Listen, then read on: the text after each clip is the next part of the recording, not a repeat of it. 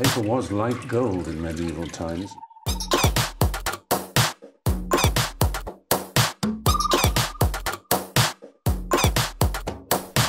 Oh, not tobacco. Sugar. That everything we thought we knew about the world might turn out to be completely wrong.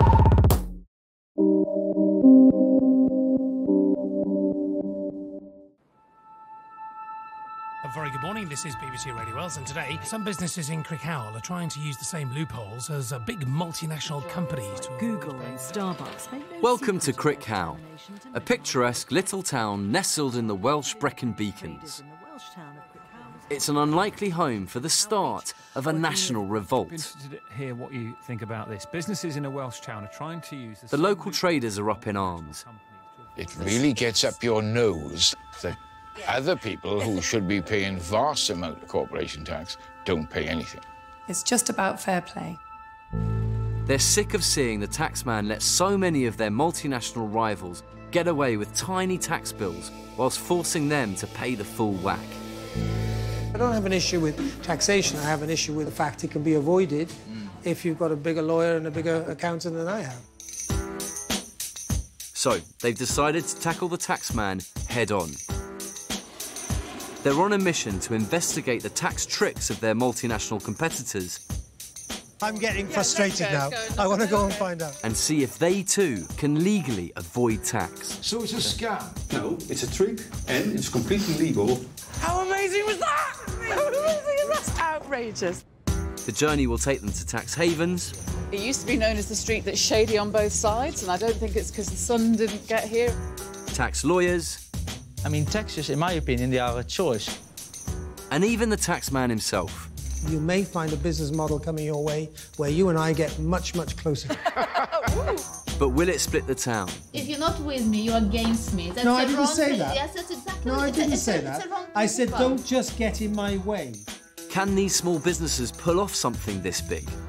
It is a licence to print cash. Take a bite of that and see how nice that is, because you know you've paid fair tax. And will this be the spark that forces the multinationals to pay more tax? And before you know it, you've suddenly got a movement.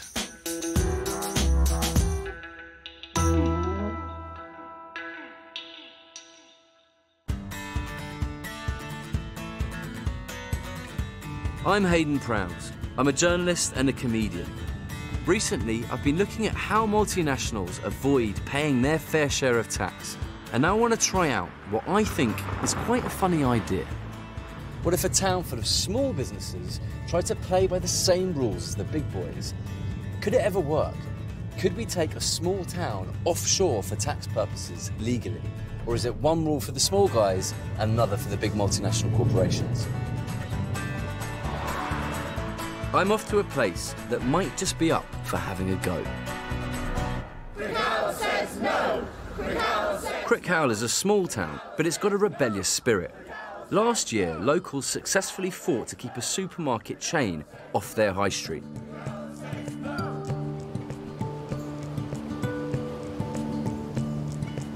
Ah, look, Grenfell and Sons, not just Grenfell and Sons, but Grenfell and Sons, and granddaughter and grandsons.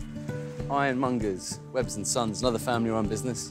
Every single place seems to be different, original, unique. It's no Starbucks. Haven't seen one Cafe Nero and I haven't seen one Costa.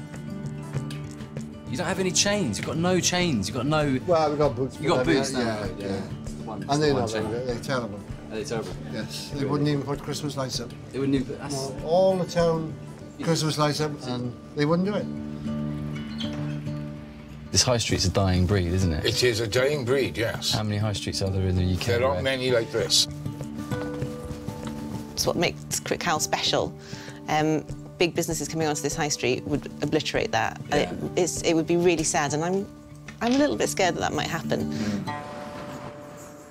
But in this fight to compete with the big multinationals, small businesses feel they have one major disadvantage. They're treated very differently by Her Majesty's Revenue and Customs. If anybody tells you running a small business this day and age is easy, they're lying. We don't find it any easier to pay the taxes than the big boys. But obviously, if we don't, they will come after us, big time. We're a small business. When the corporation bill comes in, we panic. Yeah. You know, and we have to pay by the 31st of December or we get fined. Yeah. And then you hear these companies who are actually going out there and getting away with hundredth, I don't know what they're paying taxes, and that really just upset us. The taxman gives them no option. They have to pay every single penny they owe or else. But it would appear that HMRC isn't quite so strict with some of the country's biggest companies. Amazon paid just £11.9 million in corporation tax last year on £5.3 billion of UK sales. That's 0.002%, which is bad news for the local bookshop. Cafe Nero hasn't paid a penny since 2007. Shame for a local Crickhowell coffee shop, which paid £130,000 in corporation tax over the past 5 years. Last year, Facebook paid around £5,000, less than almost every business in town. Are you guys coming to the meeting later? We would love to support it, actually. Great, come down. Yes. So will Crickhowell stand up to HMRC and beat the multinationals at their own game? I've called a meeting in the local town hall to pitch the big idea.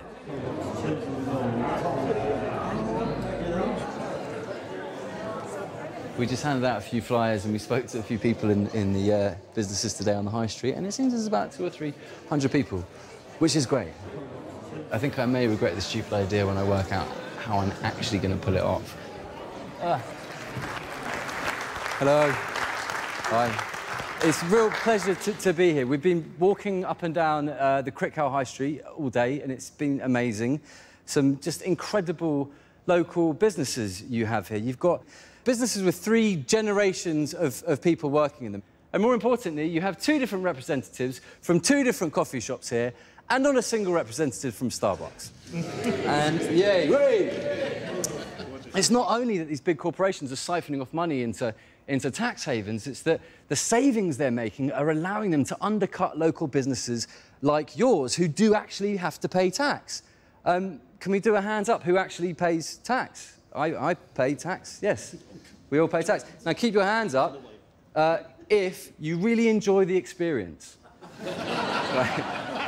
As a whole, small businesses like ourselves, like lots of people in here, are the biggest employers in the country. And we don't get the recognition we deserve. And if we all stop paying taxes, the country would be bankrupt. Yeah. Not just financially bankrupt, but as it is now with the banks and large corporations, morally bankrupt. Yeah.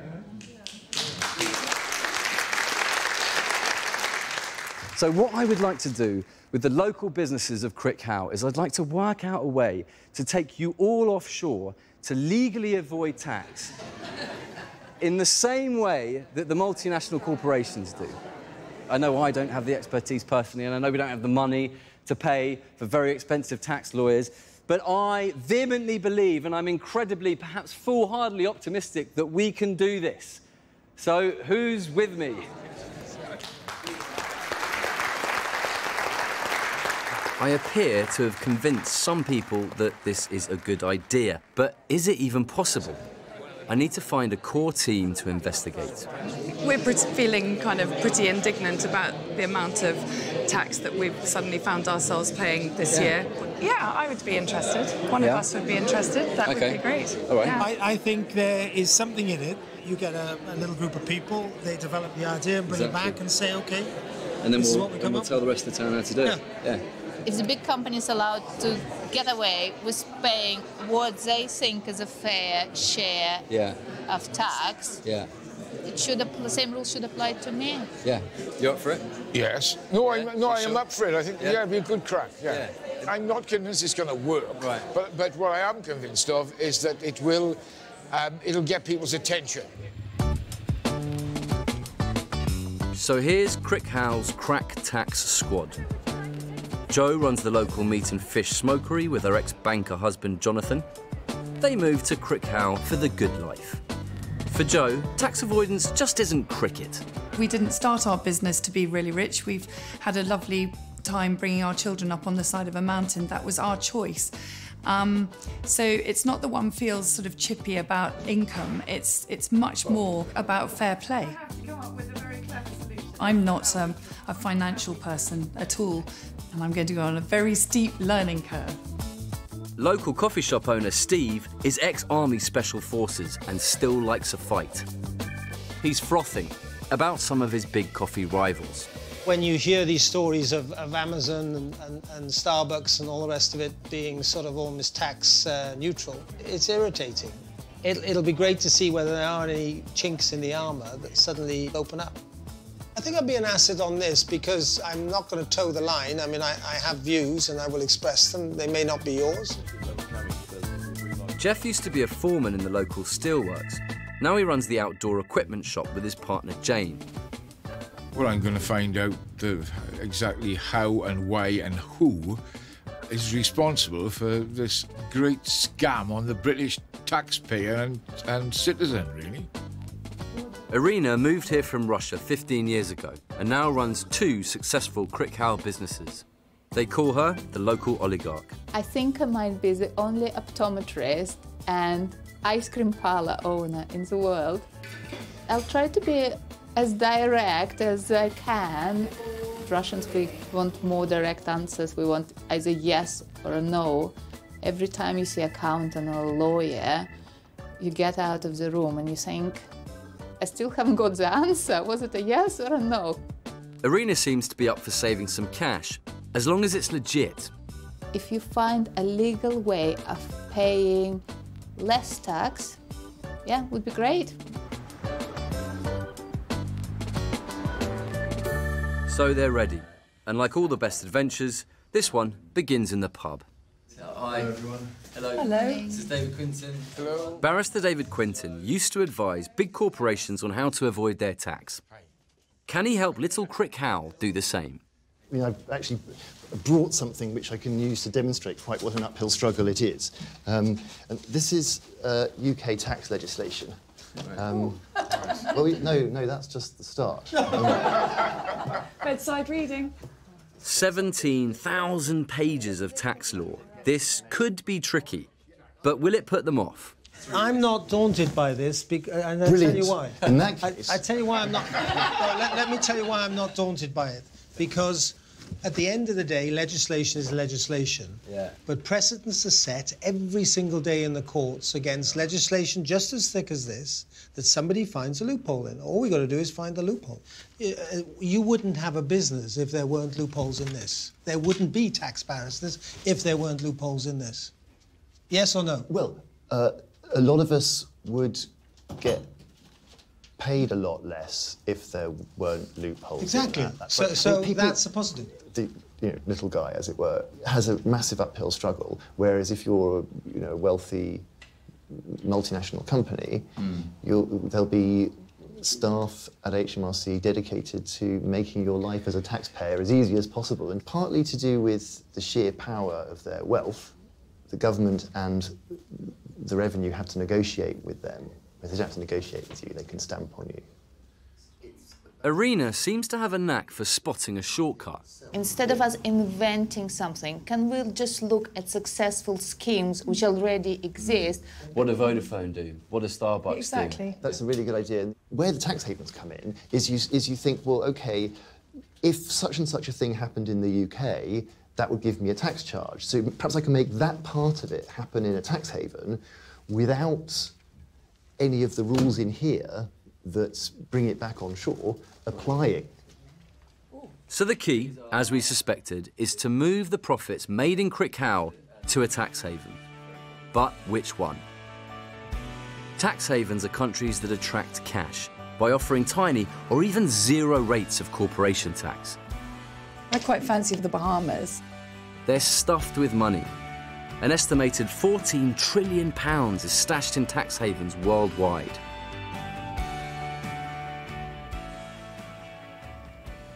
Well, let's eliminate the faraway ones to start with and just stick with the European ones. It would appear the Isle of Man has some low-cost options. So when you're looking at everything else and the costs incurred... It provides a very good quality of life, providing you don't mind the weather. That's exactly what it says. Does it really?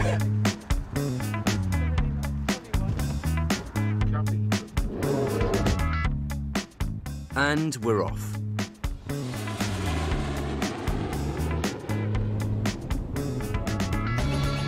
the glamorous Isle of Man. It's a speck of land between Ireland and Wales with just under 90,000 people on it. It's given the world TT motorcycle racing, the Bee Gees, and a massive tax planning industry. The Isle of Man has an extraordinary 30,000 registered companies, one for every 3 people. But how exactly do multinationals use tax havens like this?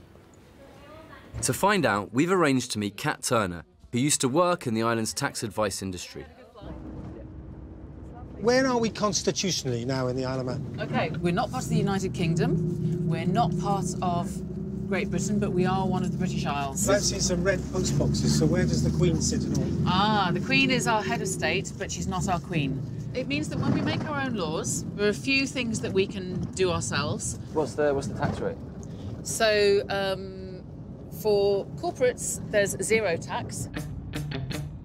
0 corporation tax in the Isle of Man. Back in the UK, our Crickhowell companies pay 20%.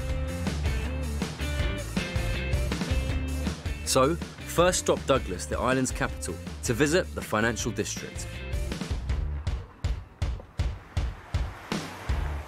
So this is Athol Street. This is the street where an awful lot of lawyers and accountants hang out. It used to be known as the street that's shady on both sides, and I don't think it's because the sun didn't get here. I think it's because it's where a lot of that sort of planning went on. But it's still pretty much the hub of financial planning on the Isle of Man. And just to ask a question, because you were the gamekeeper, you're now a poacher, so... Something like that. I worked for 30 years in the finance industry, and to my shame, I guess, that was my job, to help people create products that would minimise tax. So classic tax avoidance. Planning, savings, whatever you want to call it. Spent a long time helping rich people get richer. Now Kat's helping us. She says the first thing these guys need is something called a corporate service provider to set up their own offshore company. So that's a corporate service provider, that's a corporate service provider. There are lots and lots and lots of them, and what they do is talk to people like you who need some planning and some structuring, set up a company, provide you with directors if you don't want to be directors yourselves. And there's a corporate service provider right here that's home to an investment company that owns the majority of shares in one of Steve's big coffee rivals, Cafe Nero. And we're outside the offices of Discar, who are corporate service providers, and among other things, they provide the registered office for Saratoga Limited, which is the ultimate parent for the Cafe Nero group. Is Cafe Nero listed as a UK company? Some of the operating entities for Cafe Nero are UK operating entities, Right. but the holding company, which owns shares in those underlying offshore. companies, is right here. Can we get inside there? Because I want to find out how we do this, because I'm getting frustrated now. I want to go and find out. I'm going to order everyone some coffees. What does everyone want? Oh, hi. How's it going? We wanted some coffees, some flat whites and some cappuccinos, maybe a few skinny lattes. Is there anyone from Cafe Nero here at all? No one from Cafe Nero? I heard we could get some coffee here and take it back, you know, tax-free. Steve, do you want to give us some advice on how to do a better coffee? Just make sure you don't roast the coffee too high, OK? Because you kill the top note. Thanks a lot. Cheers. Cafe Nero say that they don't use tax havens like the Isle of Man to reduce their UK corporation tax. But what's clear is that a company here can be little more than a doorbell and a mailbox. That's exactly what Crickhowell needs. But is it possible? Time to make a few calls. We'd like to set up an offshore holding company in order so that we can essentially channel some of our earnings to the Isle of Man. We are located in South Wales. There are loads of corporate service providers on the island, but you've got to know what to ask. I love the phone cover. Trying to sound rich. Posh accent, Joe. How do you sound rich? You put on posh hello. accent. My name's Jo Carthew. I'm calling on behalf of a group of companies from South Wales. At the moment, we've got 4 very successful independent companies who are sort of keen to move forward with this. So £390 to set it up, and then what you're saying is an annual fee structure. I don't think we're much more than that. I will look forward to getting your email. Thank you. OK, bye, bye. You're so nice, he wanted to help you. Oh, that was lovely. He was so nice, he wanted to help you. That was absolutely red. He's going to be Googling you now as well. He is. Nailed it. Joe's got us an appointment for this afternoon. Steve and Arena head off to do the deal.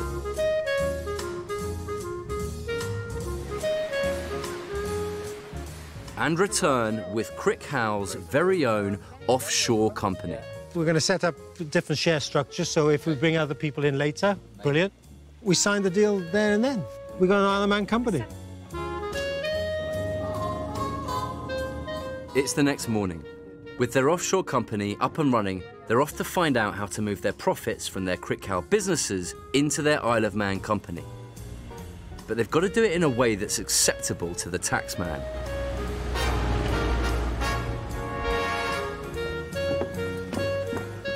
Who better to ask for advice than the investigative journalist who in 2012 broke the story of how Starbucks was then avoiding UK corporation tax?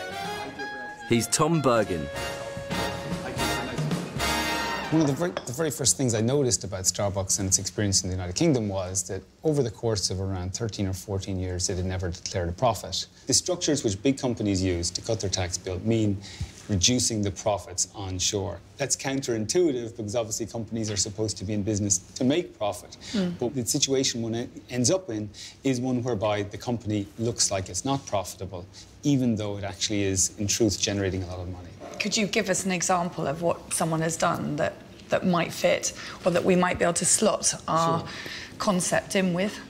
A really common way is through the use of what's called intellectual property. Now, intellectual property can be just about anything. It can be the use of a brand name, but it can also be something as simple as how you flip a burger, you know, the way in which you move in a coffee store. So in the case of Starbucks, it had to pay 6% of its turnover to an affiliate just for the right of using the Starbucks brand. So Starbucks was paying itself to use its own brand? Yes. And the great thing about intellectual property is that it's really hard to price. It's very difficult for a tax authority because, you know, they'll say, oh, but, you know, how do you justify that? And they say, well, we think it's a reasonable price. Prove it's not. So we see this with respect to tech companies. So around half of Google's profits go to Bermuda. Now, Google doesn't have any staff in Bermuda, let alone any programmers. So it's quite clear, and Google's open about this, that, you know, the code is not created in Bermuda, but the profit all ends up there. Yeah. That's because the intellectual property was moved from the United States, where it was created, and other jurisdictions, into Bermuda. Maybe we could produce a Visit Crickhowell intellectual property brand. Yeah. So you unify the whole village under one brand. Yes. But the whole point is that our village is made up of lots and lots of small independents. That's what we're trying to market. They're all from Crickhowell. So, but they're all from Crickhowell. So you have like an umbrella company that holds the marketing, intellectual property of the shop in Crickhowell, and then possibly move the intellectual property around, because that's the easiest thing for us to do. For two reasons. One, because we have such diverse businesses, and two, it's a big grey area. Because, as you've said, when you have your discussions with a taxman, it's very difficult for them to challenge reasonable decisions. Have we got a board? Oh, let's take this. Tom's got more to tell us, but first, a brainstorm. What's special about Crickhowell? What could be its unique intellectual property? Anything goes. No such thing as a bad idea. So, Irina. Branding. We like branding. OK. Joe. Is this like word association? You just say anything? Anything that you think is connected to IP. OK. Local. Local. Orange. Sorry? Orange. Orange? Orange. Anything goes. Remember, it's a brainstorm. It's a brainstorm. What? We might patent the colour. I think we should think about the things that do specifically relate to your town, you know? Family. Yeah. But you need a line that the visitor can associate themselves with. Yeah. It's a bit like Skegness, it's bracing. You know, how long have they had that? Say no tax, thanks. It's about fair tax. It's about fair tax. If you're not paying your taxes, we're not paying our taxes. Fair tax town. Fair tax town. Fair tax town. Fair tax town is brilliant. No, I think because it gives you information, and it also asks the question, well, what's this fair tax business? Yeah. And then people will ask and say, what are you trying to do?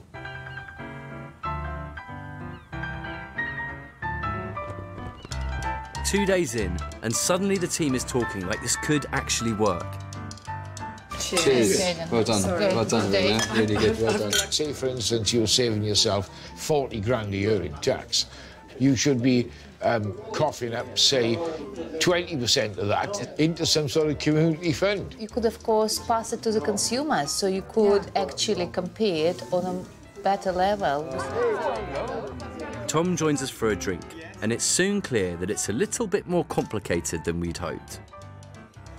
One of the problems that you have if you just set up a company in a tax haven and try and have it license intellectual property to an onshore company is that you might have additional taxes to pay in that case. I mean, specifically withholding taxes. What Tom's saying is that the government's got wise and imposed a special tax on payments to a tax haven for intellectual property. It's called withholding tax. At 25%, it's 5% more than corporation tax. So you'd think the whole scheme would be pointless, but you'd be wrong. Of course, there's a loophole here too. So how would the big boys do it? The most common way is through the Netherlands, the Dutch sandwich. This is a very common technique. The Dutch sandwich. Okay. The Dutch sandwich basically is a way in which big companies get around attempts that governments put in place to stop them from avoiding tax. Next stop, Amsterdam, to see if Crickhowell can get their hands on a Dutch sandwich of their own. Unlike the British government, Holland doesn't charge companies tax on payments to tax havens for intellectual property. No withholding tax. Fantastic for multinationals. To find out whether this can also help Crickhowell, we're off to see two guys at the Dutch Financial Times. As we've been told that you're experts on the strange Dutch anomaly in Europe, that you were the people to speak to, and how the system works. If you set up a Dutch company, it's Dutch law. There's no withholding tax on interests, on loans, and royalties. And you don't have to pay any withholding tax. Just for my sake, in simple words, we've set up our Isle of Man company. We're going to put the intellectual property into there. Yes. We're then going to start this cycle where we set up a license, sub-license in the Netherlands, in a daughter company. Yes. And then we're going to start the money moving around in a circle. Right. Yes. That's it. Yeah. The scheme's amazingly simple. The key is to set up a Dutch company sandwiched between the UK and a tax haven. That company can get money tax-free because there's no withholding tax on payments from the UK to Dutch companies. And with no withholding tax in the Netherlands, they can get that money to the Isle of Man tax-free too. But we'd have to have a daughter company here to do that. Yeah. And what does that... You need an entity here. What does that entity look like? Maybe you can see there, behind the trees, you see that building over there? Yeah. It's just, there are more than 4,000 companies over there. they are based there. Really? So they don't have very much room. They don't really even have a presence. They are literally an address. Yes. Yeah. So it's a scam. No, it's a trick and it's completely legal. So how many multinational companies are doing this in Amsterdam right now? What's the scale of it? The total number, it's almost 15,000 of these entities who are only in the Netherlands for tax reasons. Wow. This is what the yearly flow is. My God. Through the Netherlands. It's almost 8,000 billion of euros. Is that 8 a year? Is that 8 trillion? 8 trillion. Yeah. 8 trillion euros a year is flowing through the Netherlands. 8 trillion. In and out. I can't believe that. I mean, actually, you just wouldn't be doing your shareholders justice if you weren't here with a daughter company. It was stupid. It's outrageous.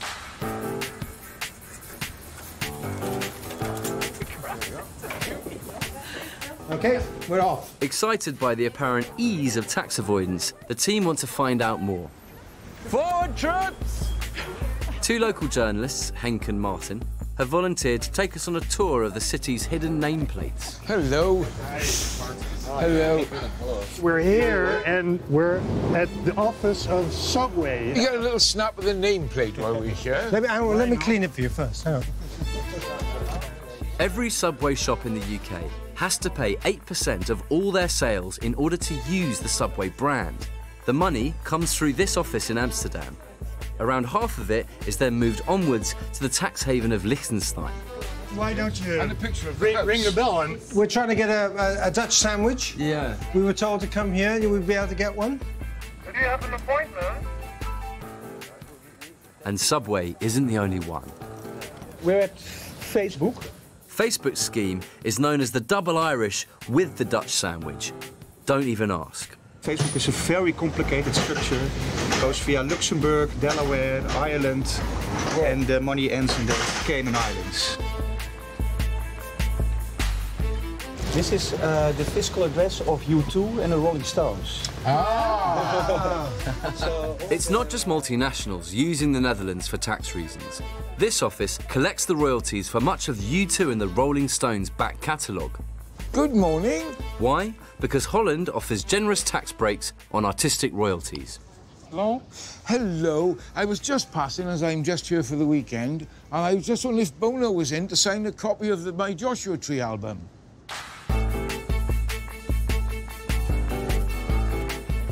Thank you. OK, so the GDP of the world is 87 trillion. 87. 10% of the entire GDP of the world is going through this country right now. Cheers. Fantastic. We have beaten it down to the bare bones, whereas before it was impossibly complicated, and people were telling us that, oh, it's impossible to do this and it's really difficult, but in fact, it isn't. Yeah, it isn't that I was difficult. trying to make it more complicated than it was. I've hardened my resolve, but softened my view. Good. And the way it's hardened my resolve is actually, you know, I genuinely want to take this a step further now and really see, okay. Yeah, you keep talking let's about put it into practice. Yeah. Expanding. What would it look like in 12 months' time? Yeah. Jeff's scepticism about the project is melting away, and Steve is starting to think big. And you guys could teach other towns how to do what you've done. Yeah. In fact, we could sell them the expertise. OK, now you're thinking. But they would have to pay a nominal fee for the training. To us? No, to us. To us, yeah. You were just making the show. We are to us. the show. Oh, it's you and us now. No, it's very kind of you, but we'll run it from here. It's the next day, and we're ready to set up our very own Dutch mailbox company. How's it going? Welcome to the Netherlands. Thank you.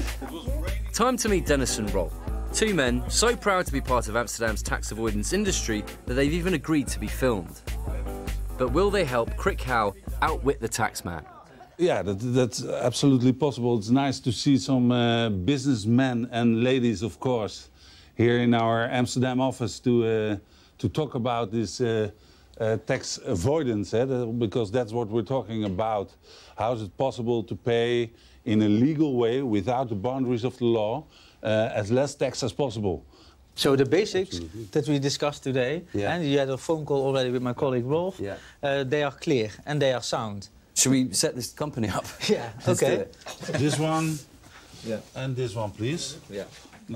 Dutch law says that all companies need an honorary chairman who'll come in person to Holland each year for the annual general meeting. Seems a good excuse for a regular trip to Amsterdam, so I generously volunteered. That's very similar to what we've done in the Isle of Man, isn't it? Incredibly similar. Great, OK.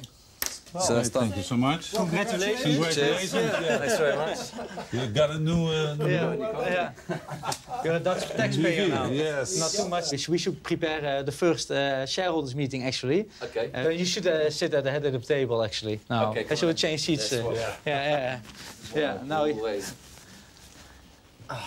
Well, here we are. Our tax squad has done it. The final piece of the puzzle is in place, and we're all thrilled, apart from Irina, who's beginning to have some doubts. I appreciate it's absolutely legal, everyone is doing it. Do you feel like you're just doing your job? Do you feel like you're helping people? Do you feel like... what's your personal view on the whole system? What we're doing, I'm speaking for myself now, is really helping people and their businesses to be as successful as possible by paying lesser taxes than they normally would. What I think is strange is that some people even denounce tax avoidance even before we can even explain how we are providing the substance to it, how we are actually creating this structure. And I mean, taxes, in my opinion, they are a choice, an individual choice of every citizen. A moral responsibility in that sense, for me, is like, it's make-believe. It's like Santa Claus. You have rules which state how much taxes you have to pay, and the freedom is created by the legislator. You should use that freedom.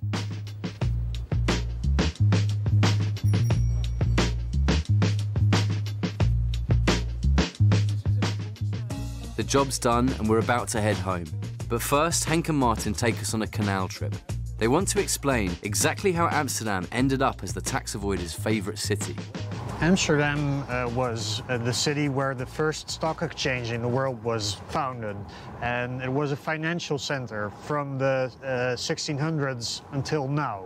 But we've never had a big manufacturing base. In Holland, for 30, 40 years this century, you've led innovation in a number of sectors. And if you'd had the moral courage, instead of going for the easy money, tax, you'd have developed that innovation economy. You just haven't done it. It's not these guys' fault.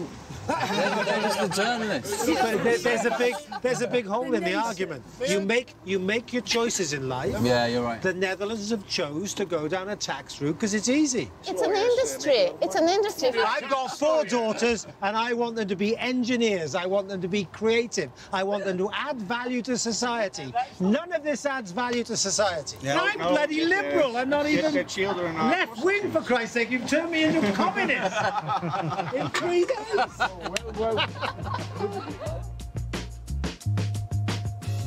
Well, Ben Azachkar is here now with the latest weather forecast. How's it looking? Yes, shivery is a good way of describing it. It's been a pretty chilly night.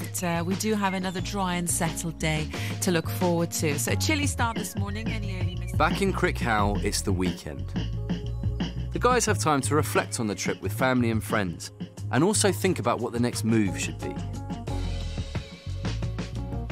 Is it easier to just say how many companies don't do this? There are office blocks with 1 or 2 employees in where 30 or 40,000 companies are registered. It's just crackers. It's disgusting. The tax lawyer we spoke to at the start of the operation said, "Oh, you don't want to do that, it's far too complicated and everything else." But it turned out to be remarkably easy. So basically all we have to do now is present it to the town.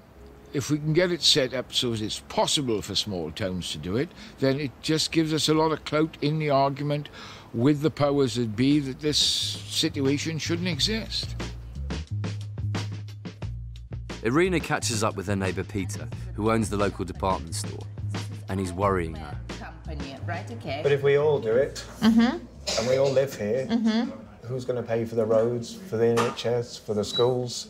There's going to be no services because nobody's paying for it. My family will say, don't want to get involved in that because how will that reflect on our customers? They'll just think we're crooked, what else are we up to? And they won't come in the store. And they won't come into your store, the butchers, the bakers, or anywhere else. No, I agree with you completely. I got up this morning and I thought, do you know what? It doesn't matter what everyone else does. I've got some moral principles, which it just, that's the way the world works. And if someone wants to drop a litter, it's up to them. I'm going not to do it. Steve has zero doubt. He's come back fired up and believes the tax scheme could really work. He's designing a Fair Tax Town brand, which he wants the businesses of Crickhowell to adopt. We'd be putting the brand identity and the brand handbook offshore, and you pay all your profits to buy that brand handbook. He reckons that with enough support, they could be a threat to the taxman. Either the loopholes get closed, or hundreds, even thousands of small businesses could go offshore too. I don't want to avoid paying tax. I want to create the principle and prove the principle that I will do it and make it work, and then you've got a problem, HMRC. As Steve gets more determined, Irina gets more worried. She fears Steve wants to actually put into practice the kind of things Starbucks used to do. To carry out this threat, Crickhowell would have to join together and lower sales down to the same level as Starbucks and other big companies. Won't be any tax paid by anybody and won't be any money left for anything. Irina's become convinced that if the scheme really works, they'll just be seen as a bunch of tax avoiders. The three of them get together for a crisis meeting with Joe on the speakerphone.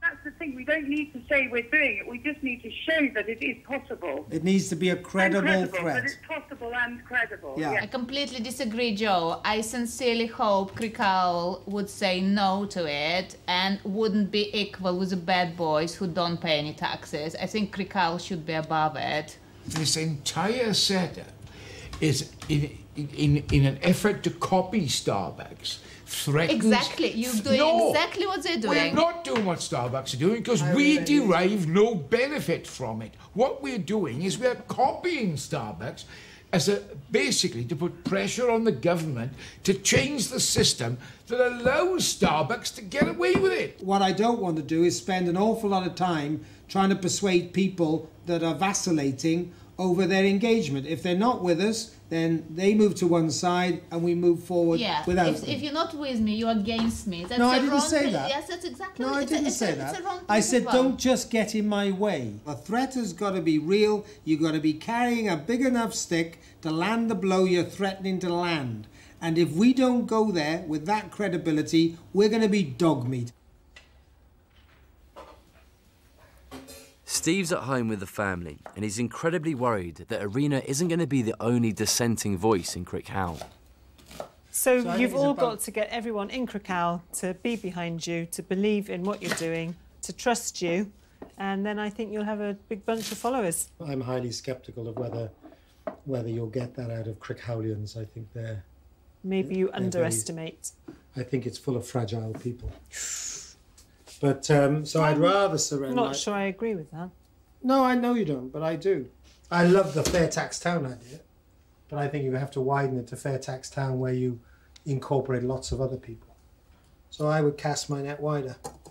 I am beginning to think maybe Steve is not going to win over any friends if he's being disparaging about people in Crickhowell. They're not sure whether Steve's the right person to run it because he ruffles lots of feathers. But he's certainly very energetic and doesn't give up. So in that way, he's absolutely the right person. But will everyone want to follow? I'm not sure. Steve's been persuaded to at least try to win the support of Crickhowell's other businesses. I will endeavour to explain what we got up to while we were away and what's happened since. Irina, unfortunately, can't be here. She's got a bit part in a Bond film.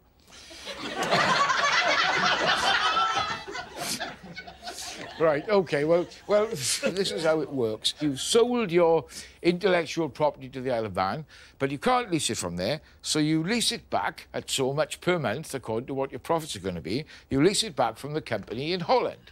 And so you send them money every month, and they send the money to the tax haven.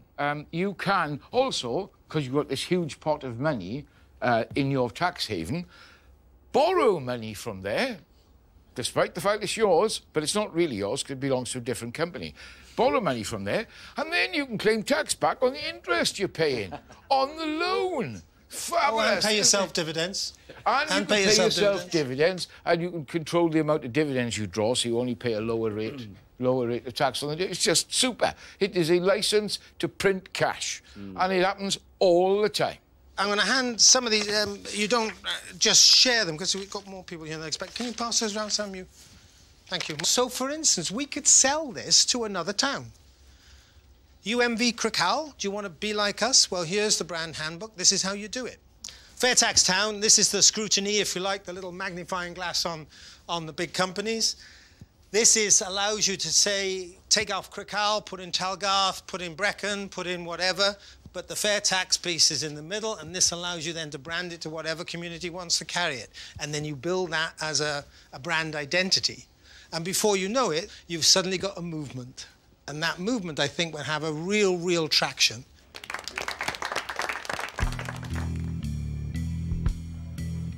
With most of the businesses now on board, Crickhowell unleashes the fair tax town brand on an unsuspecting world.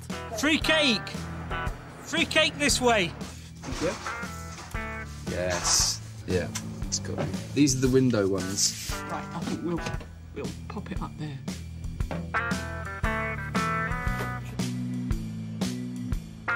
Yes! How are you doing, Heydon? Yeah. Yeah, baby. Look at that, a minuscule piece of tax. Oh!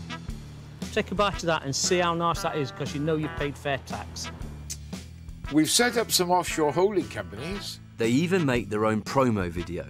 Does that work? Very good. But recently, think about it before. Yeah. My brain's gone. Yeah. If it's optional for the multinationals, then it's only fair that it's optional for us small. She's making me laugh. Could Crickhowell be about to go viral? A small... Got the wrong teeth in now. We've come together to see if we can copy the tax avoidance tricks that the big boys use. The big question now is how the taxman will react to our plans. There's only one way to find out. The team arrives in London to meet with Her Majesty's Revenue and Customs. With Arena a conscientious objector, Emma from the bookshop has taken her place. It could be a make-or-break meeting. Time to plan how to play it, and who better to talk to than an ex-top taxman. Richard Brooks is now an investigative journalist, but he used to work for HMRC. He left because he was unhappy about the organisation's close relationships with big corporations. You want some tips on what to do when we get in? Tips, tactics. Right. Tactics, please. Well, if I were you, my approach would be to say that I want exactly what the largest businesses in Britain get. Maybe the 1,000 or so largest companies operating in Britain will have dedicated customer relationship managers. Well, if they're planning any offshore tax scheme, they go to their customer relationship manager, they talk it over, and they see if they can agree. Well, yeah, they will agree on what the right tax treatment is. While they can see large businesses doing it, they're probably fairly happy. You know, they know what's going on, it's under control. But if they see people like you trying to get in on the act, it could alarm them. I hope it does. I mean, I think well...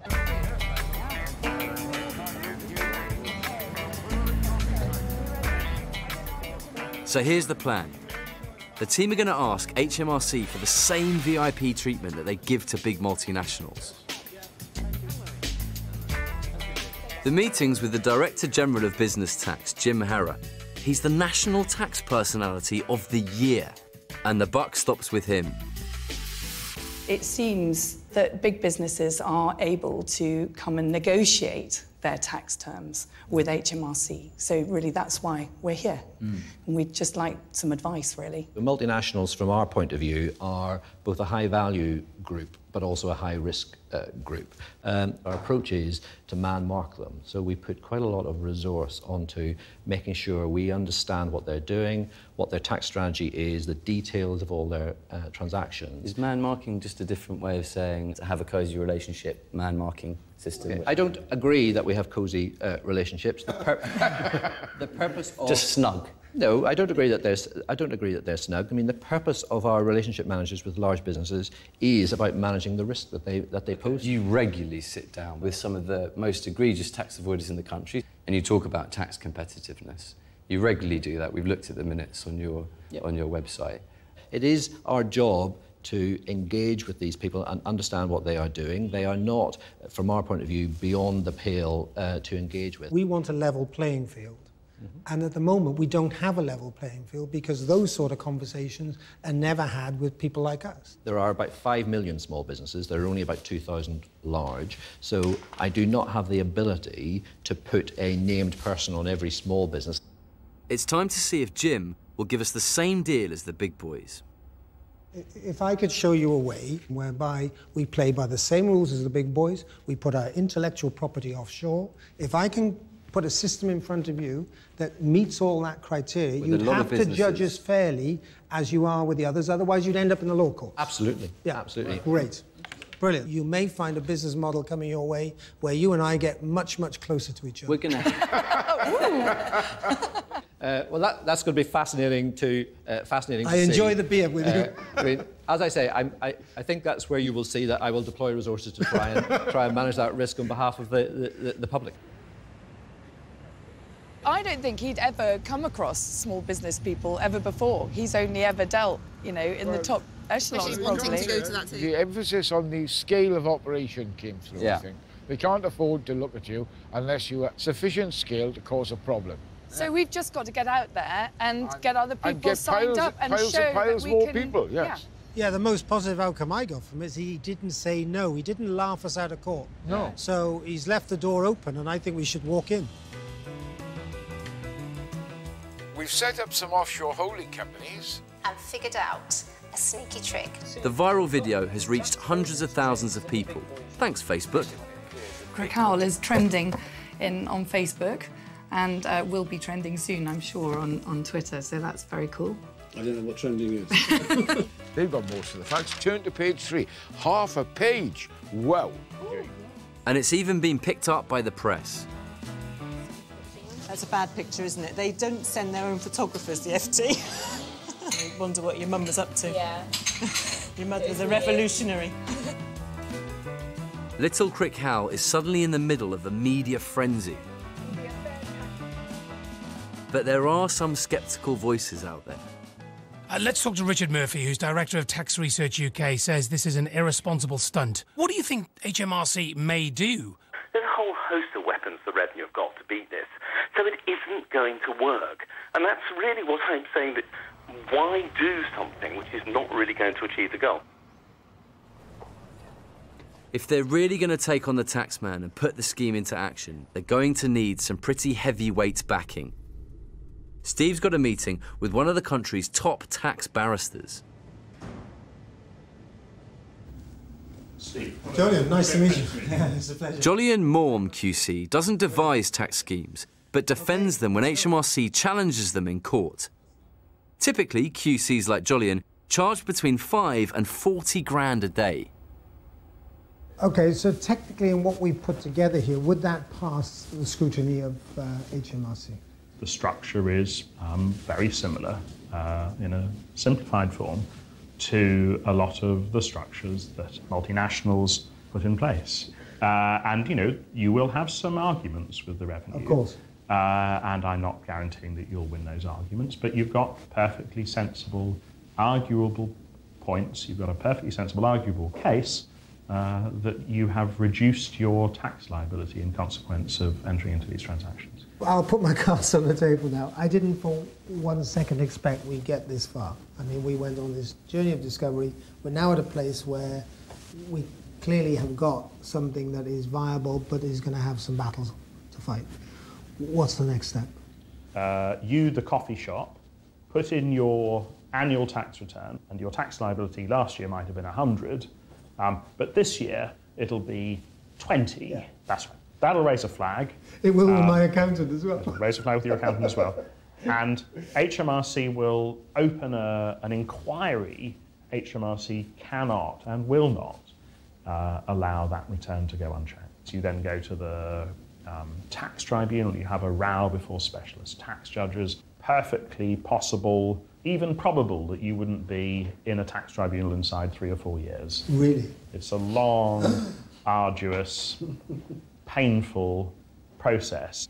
But I do relentless. I'm comfortable with that. I'll go the distance. They're going to really hate you. I'm all for it, and they can come on down. Yeah. Yeah, great. I'm excited. I'm really pumped up. Now, I'd like to fight the legal battle and really try and change tax law. So you're moving from the theoretical into the very practical and possibly creating transformational change in the tax system in Britain.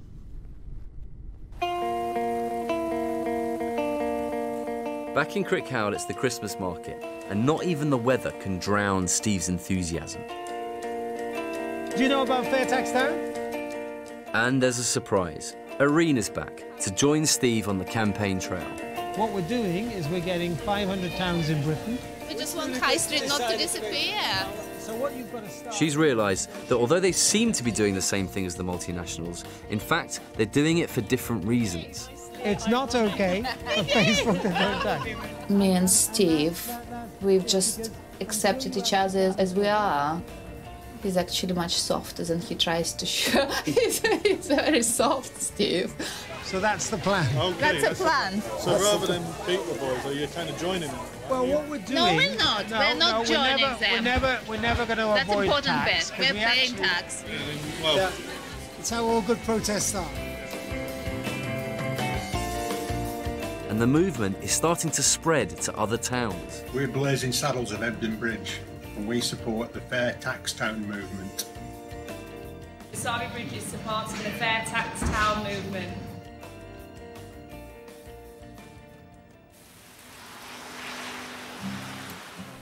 I'm off to Crickhowell one last time. It has been an incredible journey. This idea might have started as my silly experiment, but the Crickhowellians have really turned it into their battle. And I've come to understand why this battle is so important for Crickhowellians, because the multinationals with their tax advantages are never very far away from high streets like that. And they're a dying breed. They are constantly in jeopardy. So it is an important fight, not just for high streets like that, but also for the entire country. Because as they keep saying, tax does pay for some quite important things, like schools and roads and hospitals. And I got a feeling that these guys aren't going to back down. Hey, Heydon, nice to see you. Come in. Hello. Oh, hey, Jeff. How are you? Nice to see you. Nice to see you. Please. The whole team's got together at Steve's for end-of-year drinks.